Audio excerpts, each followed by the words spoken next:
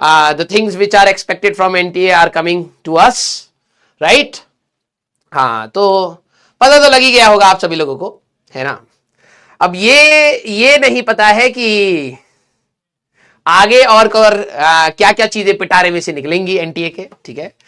मुझे तो ये लगता है यार, ये मई जून में ही बता दो ना, एग्जाम हो गया है पहले ही बता दो कि भाई इस साल ऐसे नहीं करेंगे। एग्जाम से पहले मेरे को लगता है जबरदस्ती का स्ट्रेस होता है ना। अब ऐसे इसमें कोई मतलब गलत बात नहीं है, मेरे को तो लग रहा है कि सही ही हुआ है, ठीक है। पढ़ने वाले बच्चों के लिए तो बहुत सही हुआ है, जो नहीं पढ़ेंगे उनके लिए थोड़ा सा दिक्कत वाली बात है, ठीक है। लेकिन पढ़ने वाले बच्चों के लिए तो अच्छा ही हुआ, लेकिन एग्जाम से जस्ट पहले नहीं करना चाहिए सब, है ना। हाँ, वेरी गुड, यश कुमार ने बिल्कुल सही बोला है।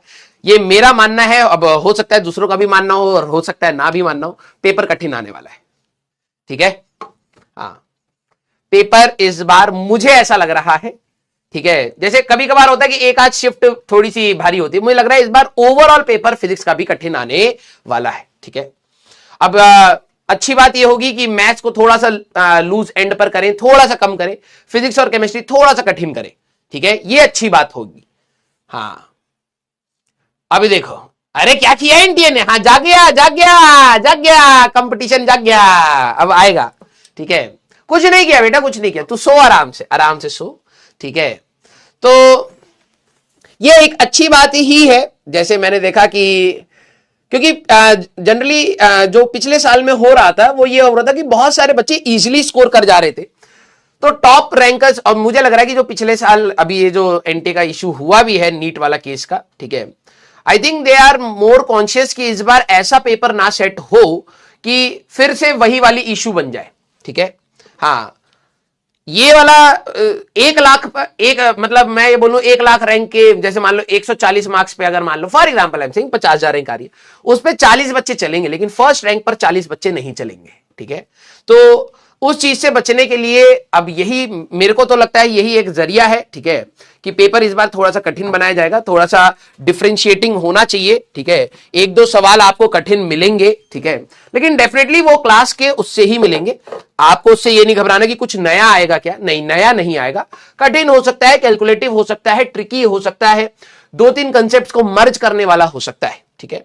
तो आप सभी लोग, हाँ, आप सभी लोग इस चीज के लिए तैयार रहिएगा कि देखो मैथ्स और कितनी कठिन कर लेंगे, मैथ्स तो वैसे ही ऑलरेडी कठिन आ रही है जेईई मेंस की, ठीक है। उससे ज्यादा कठिन वैसे भी बच्चों के बुरी हालत है, 40-50 मार्क्स आते हैं, मेजोरिटी के तो 10-5 भी आते हैं, है ना।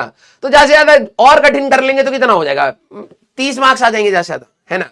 तो उसमें ज्यादा डिफरेंशिएशन नहीं क्रिएट होगी। अगर लेकिन फिजिक्स कठिन होएगा तो बहुत सारे बच्चे 100 में से 100 जो ला रहे हैं वो आ जाएंगे 70, 80, 90, तो डिफरेंशिएट हो जाएगा, ठीक है। तो अब आप सभी लोगों के लिए पढ़ना बहुत ज्यादा इंपॉर्टेंट हो चुका है, ठीक है।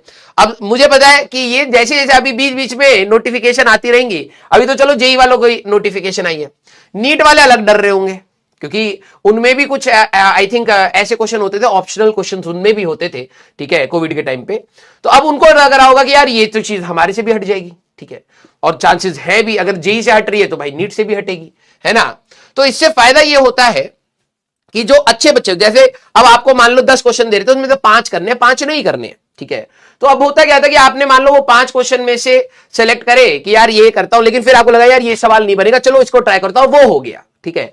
तो पॉसिबिलिटी होती थी कि बच्चा अच्छा स्कोर मार जाए, क्योंकि थोड़ा सा एक बैंडविड्थ मिल जाता था कि अगर यार ये क्वेश्चन छोड़ के करना है ये वाला, जैसे बोर्ड्स में होता है कि भाई 5 मार्क्स में 2 ऑप्शन मिल गए, तो आपको ये वाला इतना अच्छे से नहीं आता, तो आप दूसरे वाले को अटेम्प्ट करके थोड़ा बेटर कर सकते हैं।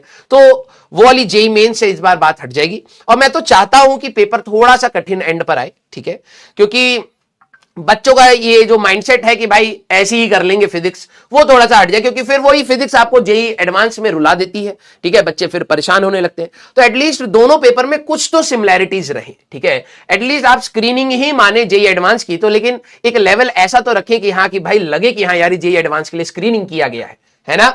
यस, हाँ, तो आप लोगों के लिए तो अच्छी बात है, ठीक है, it's a very good decision, क्योंकि कई बच्चे रोने वाले तो रोते ही रहेंगे इसमें, वैसे रोना उनका काम है, ठीक है। हाँ गली गली में शोर है, एनटीए वाले उनका नाम है ठीक है।